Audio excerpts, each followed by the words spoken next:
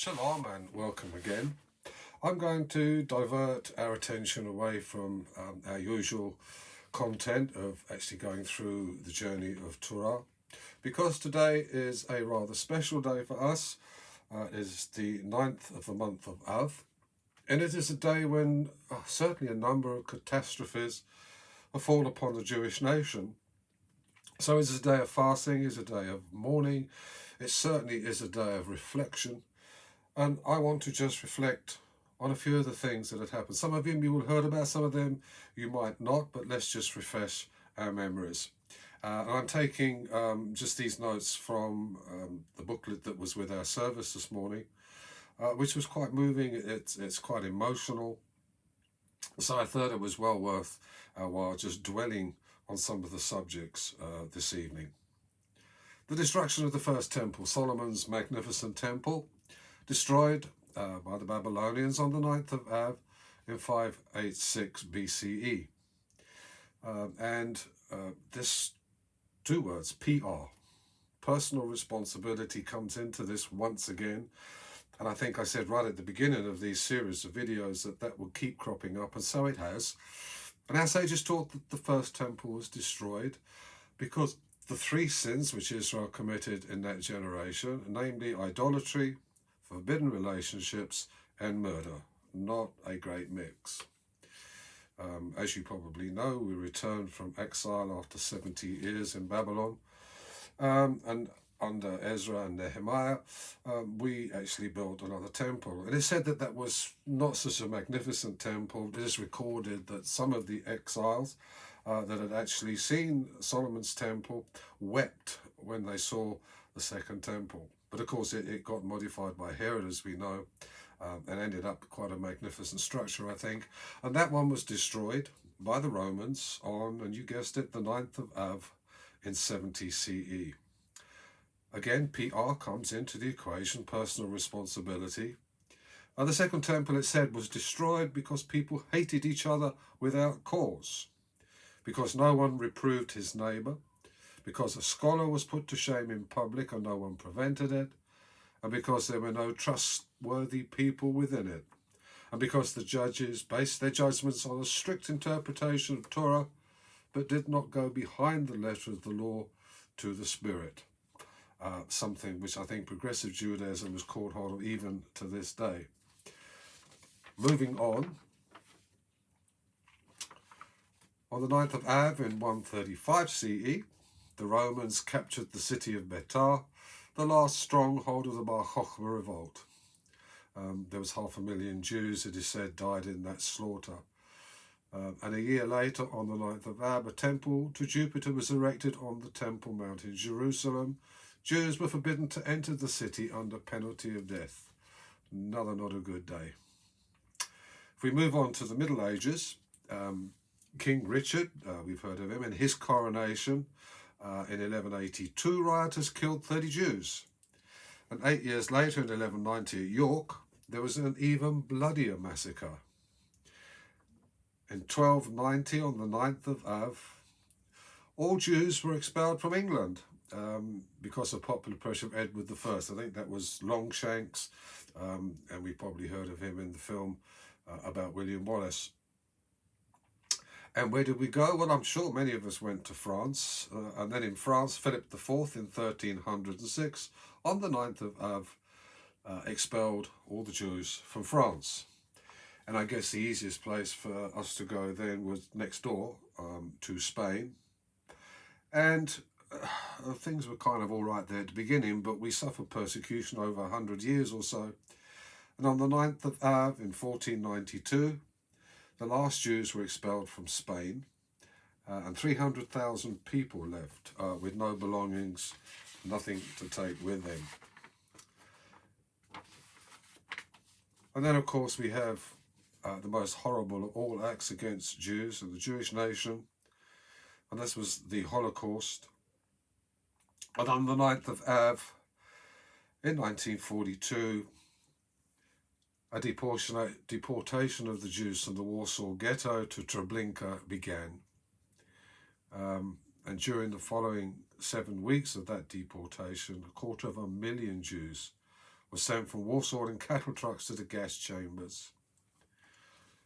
It is also said, although it's not in these notes here, but I've read it somewhere, that the 9th of Av, was the actual date when Himmler signed the papers to begin what he called the final solution. Now, I'm sure not all of these are actually based purely on personal responsibility and the mistakes and the things that we get wrong. I'm sure people, if you want to upset the Jewish nation, would have picked that day specifically just to show their hatred for the Jewish nation. Now, we have seen lately, particularly in that trouble that we had in Gaza and around, that anti-Semitic acts against people in England has increased 5-6-fold. There have been many reports, and there are many reports on file, of anti-Semitic acts. Now, this is totally unnecessary. It is against the law, and we need to stop it.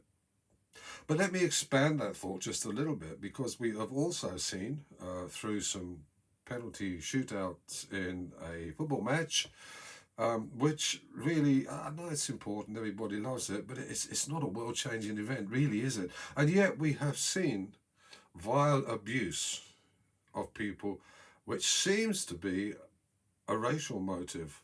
It doesn't seem to have an awful lot to do about missing penalties, because lots of people miss penalties and don't receive the sort of abuse that the 3 guys that missed them did, who all happen to be black. Now, in America, we've seen trouble. In South Africa at the moment, although it doesn't seem to be racially motivated, more politically motivated, there are riots and people dying. Now, fortunately, that didn't happen in Israel, otherwise that would have been headline news and we'd have been condemned all over again. It doesn't really seem to appear on the news. Just the same way that the anti-Semitic attacks in London and areas of Jewish neighbourhoods in this country didn't really make much of an impact on the news. People, it is time for that to stop too, because there is something here which I just want to go through, an aspect which has been ignored, I think, basically.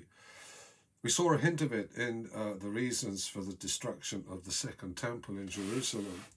And that's something we call in Hebrew lashon hara, evil talk, speaking badly about people, particularly speaking badly about people in public when other people can hear. It creates a spiritual atmosphere which not only hovers in the atmosphere, and it's like a virus, it can spread, you can breathe it out, it can become a pandemic.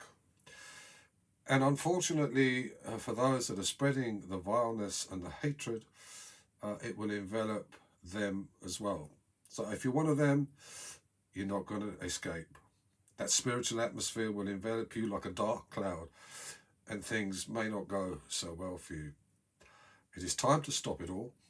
It is time for the majority, and here I'm accepting that the vile hatred, which has always been around, I guess, but has been magnified now by the use of the social media platforms, but it does need to stop. And the majority that don't like it, that might hate the abuse itself, need to speak out. We have been far too silent, shrugged their shoulders and said it's somebody else's problem. Well, it isn't. As I said, you know, this spiritual darkness, this dark cloud which this creates, affects all of us. It hangs over all of our heads. So it's going to ask you, if you are one of those people that feels that they need to spread some hatred on the social media platforms, think about it first. I don't know, go to bed, count to at least 100. Think about what you're doing and stop it. For the rest of us, we need to make a louder voice. We need to speak out against it. Not just anti-Semitism. I'm expanding this for all hatred that exists in this world today. I want to finish off just with something which touched me this morning, actually. It was an extract from a book and a piece by Rabbi Michael Lee. And it says this, and I think it is an ideal closing statement. O God, help us to understand that only by greater faith and stronger loyalty to our heritage can we redeem the future. We know that we cannot undo what has been done, but we can build again. Teach us that faithfulness and hopefulness are better than disloyalty and despair. Inspire us with the will to live in accordance with your teaching, and give us the patience to await the day when all men will labour together for justice and peace, so that the children of Israel and all mankind may dwell securely in a nobler and happier world. And amen to that. And peace be with you. Shalom Aleichem. Until next time.